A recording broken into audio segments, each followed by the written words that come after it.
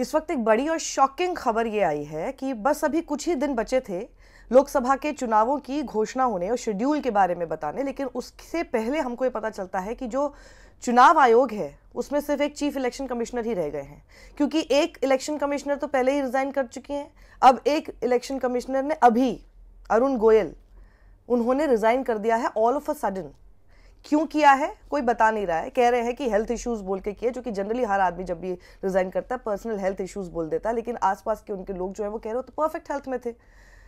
He was in a middle of some Bengal meeting. ये भी खबरें आ रही है सोर्सेज के हवाले से कि वो समय कोई क्योंकि इस वक्त वो देश में किस तरह से चुनाव करने, वो जगह जगह मीटिंग्स हो रही थी उनकी, और एक मिडल ऑफ द मीटिंग में थे जब वो अचानक से वापस आते हैं और अब्रप्टली उन्होंने अपना रेजिग्नेशन दे दिया है।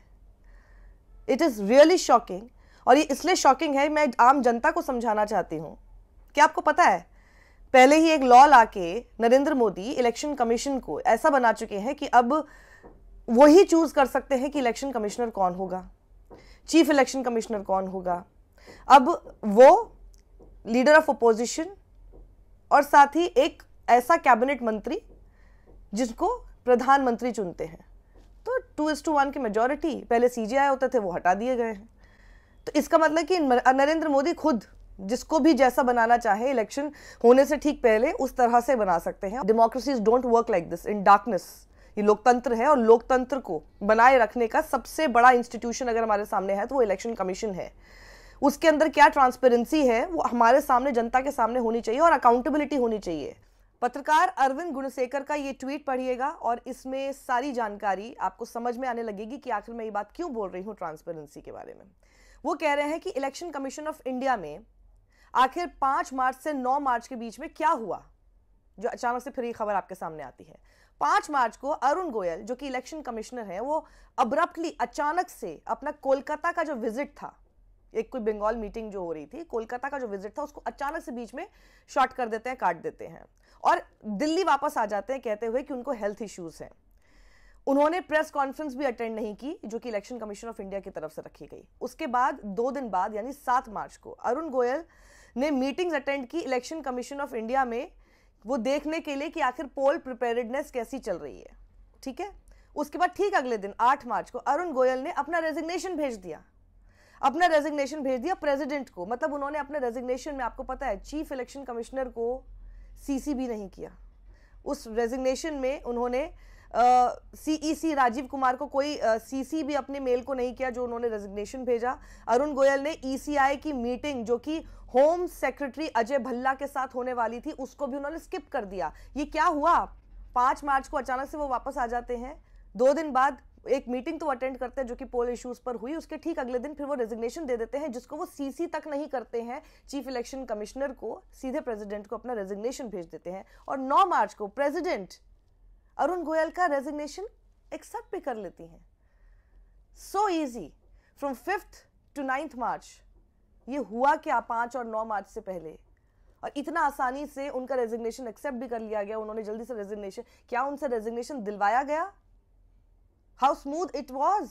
आगे अरविंद गुणसेकर लिखते हैं, सिर्फ मीडिया के लिए नहीं बल्कि सोर्सेज को अगर आप बिलीव करें तो अरुण गोयल का रेजिग्नेशन बहुत अचानक हुआ है और एक सरप्राइज के रूप में हुआ है। ये चौंकाने वाला है, सिर्फ मीडिया या सोर्सेज के लिए नहीं बल्कि पूरे इलेक्शन कमीशन ऑफ इंडिया में लोग चौंके हुए हैं इस बात की, इस खबर को सुनने के बाद कि अरुण गोयल ने इस तरह से रेजिग्नेशन दे दिया है। सब इस वक्त सरप्राइज हैं और शॉक में हैं। While there were some differences, और ये भी कहा जा रहा है कि कुछ डिफरेंसेस थे चीफ इलेक्शन कमिश्नर और ईसी के बीच, लेकिन किसी ने यह नहीं सोचा था कि इतना अब्रप्ट तरीके से अरुण गोयल रेजिग्नेशन दे देंगे। डिफरेंसेस थे, वो डिफरेंसेस क्या थे? This is what I am talking about, this is the transparency that I am talking about. उनको आना पड़ेगा, देश के नागरिकों के सामने आके बताना पड़ेगा कि आखिर वो किस तरह की आपसी जो मनमुटाव थे, डिफरेंसेस थे, ऑफ ओपिनियन हो सकते हैं। क्योंकि हेल्थ इश्यूज जो उनके, मैं अभी एक खबर के हवाले से आपको बता रही कि उनके साथ में जो काम करने वाले लोग हैं वो सब कह रहे हैं he was in his perfect health, ऐसी कोई हेल्थ इश्यूज का कोई इशू नहीं है। तो जब आप डॉट्स कनेक्ट करते हो तो आपको लगता है, दिखाई दे रहा है साफ कि सब कुछ ठीक नहीं है, और ये ट्रांसपेरेंट तो बिल्कुल भी नहीं है। और अब आगे क्या होने वाला है वो और डेंजरस है इस लोकतंत्र के लिए, क्योंकि अकेले बैठे शख्स जो कि खुद चुनावी मैदान में कूदने वाले हैं वही डिसाइड करेंगे कि आखिर ये चुनाव होंगे कैसे। जस्ट इमेजिन देश में होने क्या वाला है। एक आदमी जो कि चुनाव जीतना चाहते हैं, जो कि देश के प्रधानमंत्री हैं, he has all the power, he has all the agencies in his hand, everything is under his control. वो अब पूरा एक अकेले चीफ इलेक्शन कमिश्नर है, वो अब पूरा डिसाइड कर सकते हैं कि भैया कैसे देश में अब चुनाव कराए जाएंगे। मतलब फिर चुनाव हो क्यों रहे हैं? You already know the result then. जिस तरह का रिकॉर्ड है नरेंद्र मोदी की सरकार का भी, मुझे नहीं लगता है in their own arrogance ever आपके सामने सही बात और क्या एक्सप्लेनेशन सही है, क्या अकाउंटेबिलिटी है, उसके साथ सही रीजंस के साथ ये लोग कभी भी आएंगे और बताएंगे कि आखिर ऐसा क्यों हुआ है। वो अरुण गोयल जिनके पास अभी 2027 तक का टेन्योर बचा हुआ था, अगले 2025 तक वो चीफ इलेक्शन कमिश्नर बन सकते थे, ये वही अरुण गोयल है जिन्होंने अपने आईएएस से अर्ली रिटायरमेंट ली थी। वो भी काफी कंट्रोवर्शियल था क्योंकि उसके ठीक अगले दिन इन्हें ऑफर हो गया था इलेक्शन कमीशन में आने के लिए। तो इसका मतलब आप समझ सकते हैं इलेक्शन कमीशन में आने के लिए इन्होंने अपने आईएएस से रिटायरमेंट अर्ली ले लिया था। और जिस इलेक्शन कमीशन में आने के लिए इन्होंने किया, जिसमें इनका जो स्लेटेड पीरियड था वो इतना लंबा था 2027 तक, अभी ये चीफ इलेक्शन कमिश्नर बनने वाले थे, वो अचानक से इस तरह से इलेक्शंस अनाउंस होने से थोड़ी दिन पहले, वो भी उस दौरान जब वो ऑलरेडी इलेक्शंस कैसे कराए जाएं उनकी मीटिंग्स को अटेंड कर रहे हैं, उनमें है कई जगह से ऐसी भी खबरें सामने आ रही है, अनकन्फर्म्ड न्यूज़ है कि कुछ डिफरेंसेस हैं आपस में, लेकिन वो सब चीज़ें कंफर्म कब होंगी जब सामने आपके ट्रांसपेरेंसी के साथ अकाउंटेबिलिटी का के बारे में सोचते हुए जनता के सामने, देश के सामने इस बात को रखा जाएगा। पर रखेगा कौन? अब एक आदमी जो कि चीफ इलेक्शन कमिश्नर है वो पूरे देश में इलेक्शन करा रहे हैं, या वो पूरे देश में इलेक्शन कराएंगे, क्योंकि बाकी के जो इलेक्शन कमिश्नर वो है पहले से एक जो है सीट उनकी वेकेंट थी, दूसरी भी वेकेंट हो गई है। 3 होते हैं ना इलेक्शन कमिश्नर, जिनमें से एक चीफ इलेक्शन कमिश्नर होता है, अब 2 है ही नहीं इलेक्शन कमिश्नर्स। आपस में जो भी कभी कभार रिफ्ट भी होते हैं, भाई कई सारी सलाह मशवरा होता है, बहुत सारी चीजें, दूसरे लोग भी चेक रखते हैं एक दूसरे पे। 3 लोग जब होते हैं, अब एक आदमी करेगा और उनके ऊपर एक और बॉस कौन है वो आपको पता है, मैं पहले बता चुकी हूँ। Just see this is what is happening in this country. Democracies as I just said don't work in darkness like this. और इसमें कोर्ट्स को इंटरवीन करना पड़ेगा। ये क्या हो रहा है? मतलब इतने बड़े इंस्टीट्यूशन जो कि हमारे लोकतंत्र को लोकतंत्र बनाकर रखेगा, उसमें ये सब चीजें चल रही हैं, देश की जनता की आंखों में धूल झोंकते हुए, बिना किसी जवाबदेही के लिए। कोर्ट को आगे आना होगा, कोर्ट को इंटरवीन करना होगा इस पूरे मामले में। हमें नहीं पता कि क्या हुआ, लेकिन हमें बताएगा कौन कि क्या हुआ? हमें पता चलना चाहिए, नागरिक के तौर पे इस देश की जनता को पता चलना चाहिए कि इलेक्शन कमिश्नर ने अचानक से ऐसे क्यों रिजाइन कर दिया और ये आखिर इलेक्शन कमीशन में हो क्या रहा है। क्या हमें कोई बताएगा? जब नहीं बताएगा तो जो अटकलें लगाई जाती हैं वही फिर सच लगने लगती हैं। इसलिए जरूरी है कि कोर्ट्स इंटरवीन करें, सुप्रीम कोर्ट इस पूरे मामले में इंटरवीन करे, क्योंकि अब पूरे इलेक्शंस कैसे होंगे, कौन डिसाइड करेंगे? नरेंद्र मोदी। जब हम कहते हैं कैप्चर ऑफ इंस्टीट्यूशंस हो रहा है, यही तो होता है कैप्चर ऑफ इंस्टीट्यूशंस। और क्या होता है? संजीव गुप्ता है जो कि आईएएस है 1985 बैच के एचपी काडर के, उनका ट्वीट जरा देखिए।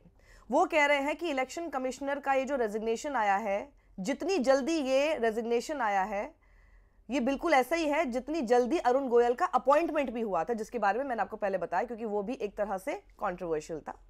अब वो कहते हैं ये दोनों ही चीजें अब serious questions about the independence of election commission of India और के बारे में रेज करती हैं। और उन्होंने टैग किया है स्पोक्स पर्सन को भी। वो कह रहे हैं कि हम सारे बैचमेट्स, पता कि बैचमेट्स रहे होंगे उनके, हम सारे बैचमेट्स इस वक्त सिर्फ सोच रहे हैं और इस वक्त शॉक में हैं, सरप्राइज है कि आखिर ये हो क्या रहा है।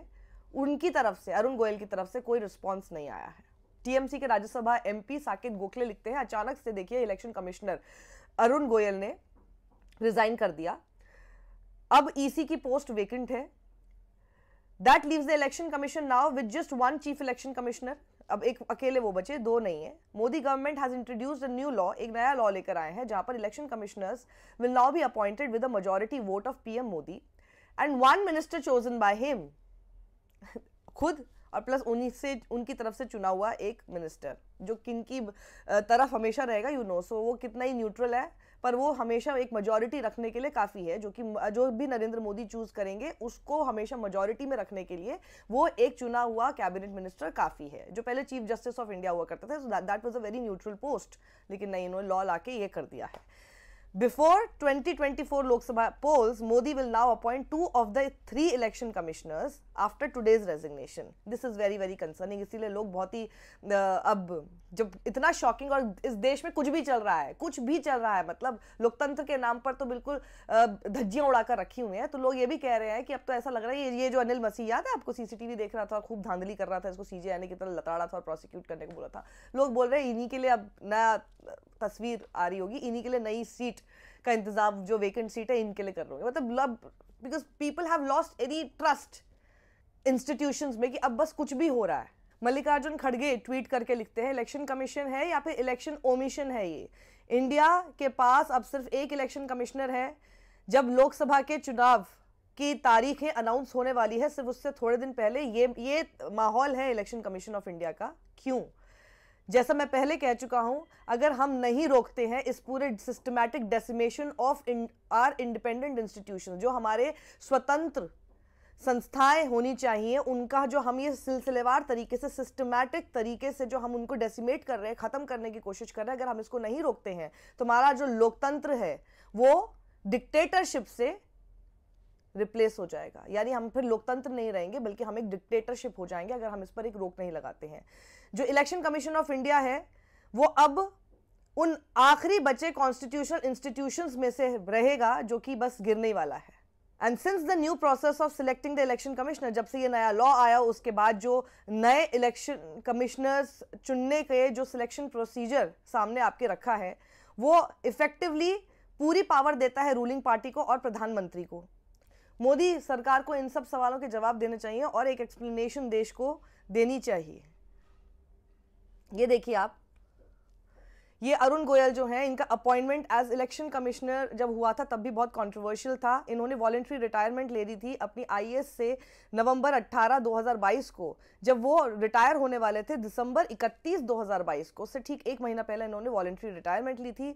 और गोयल जो है उस वक्त secretary in the ministry of heavy industries serve कर रहे थे at the time of his retirement.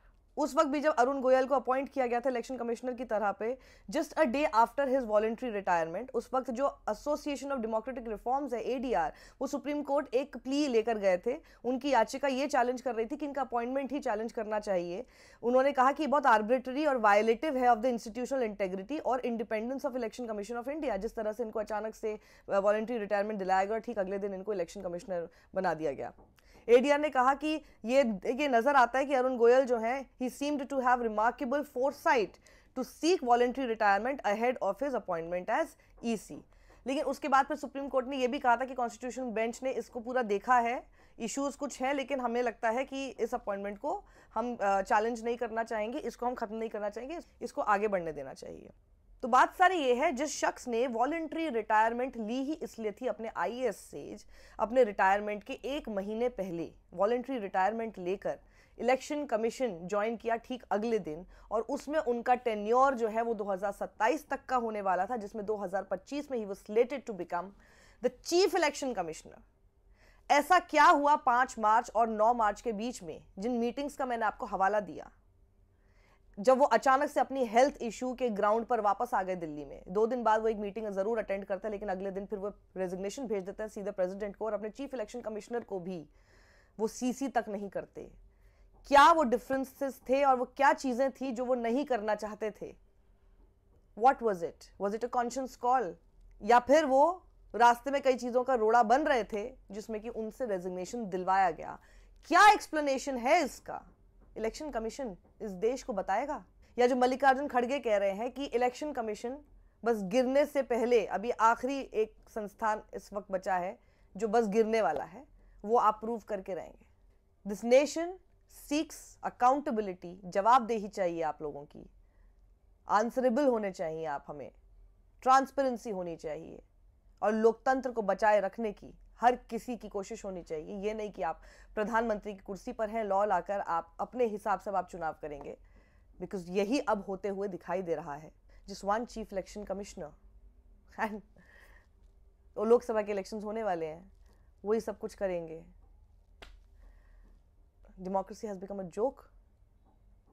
Y have they made our democracy, the long lived democracy, जिसको हम सबसे ज़्यादा सेलिब्रेट करते हैं, चेरिश करते हैं, उसका मजाक क्यों बना के रख दिया है?